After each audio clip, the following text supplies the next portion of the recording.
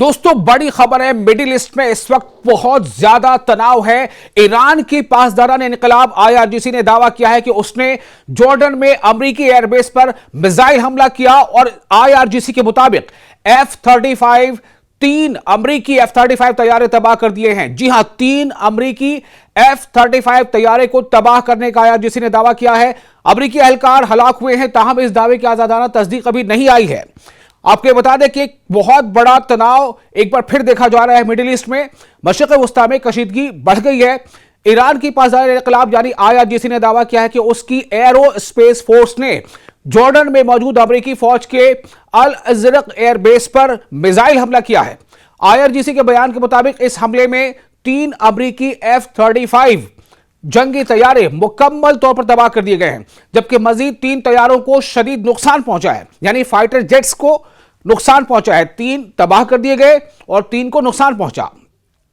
ایرانی دعوے کے مطابق حملے میں کئی امریکی فوجی افسران اور تکنیکی عملے کے افراد بھی ہلاک ہوئے ہیں۔ یہ اس بات کی ابھی تصدیق انڈیپینڈنٹلی ابھی نہیں ہوئی ہے، لیکن ایران کا یہ دعویٰ ہے۔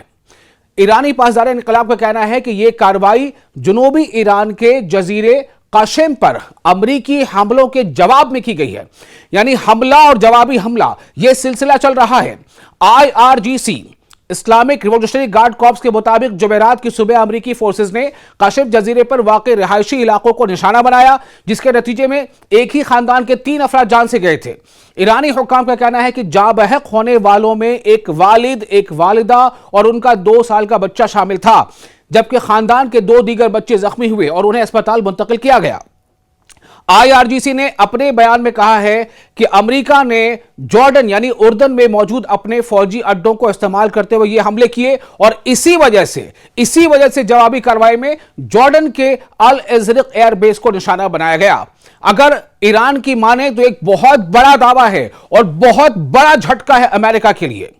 F-35 تین F-35 کا تباہ ہونا اور 3 کا نقصان ہونا اور کئی اہلکاروں کے مارے جانے کا دعویٰ ایران کر رہا ہے۔ بیان میں جارڈن کے عوام کو بھی مخاطب کیا گیا ہے اور کہا گیا ہے کہ بعض اردنی شخصیات یعنی جارڈن کے لوگ اور عوامی حلقوں کی حمایت نے امریکی پالیسیوں کے خلاف دباؤ بڑھایا ہے۔ ایرانی پاسداران انقلاب کا مزید کہنا ہے کہ اس کے میزائلوں نے امریکی F-35 جیٹس کے پارکنگ ایریا اور مینٹیننس ہینگر کو نشانہ بنایا، جس سے بھاری نقصان ہوا۔ دوسری طرف امریکی حکام کی جانب سے اس خبر کی وقت تک ایرانی دعووں کی مکمل تصدیق یا تردید سامنے نہیں آئی تھی اس وقت تک، اس لیے F-35 طیاروں کی تباہی اور امریکی جانی نقصان سے متعلق اطلاعات فی الحال ایرانی بیان پر مبنی ہے۔ یہ ایران کے میڈیا کا دعویٰ ہے۔ یاد رہے کہ اس سے پہلے بھی امریکہ اور ایران کے درمیان کشیدگی میں اضافہ دیکھا گیا تھا اور حالیہ واقعات نے خطے میں نئی تشویش پیدا کر دی ہے۔ ماہرین کا کہنا ہے کہ اگر دونوں ممالک کی جانب سے جوابی کارروائیوں کا سلسلہ جاری رہا تو مڈل ایسٹ میں حالات مزید پیچیدہ ہو سکتے ہیں، تناؤ اور بڑھ سکتا ہے، اس کا اثر پوری دنیا پر پڑے گا۔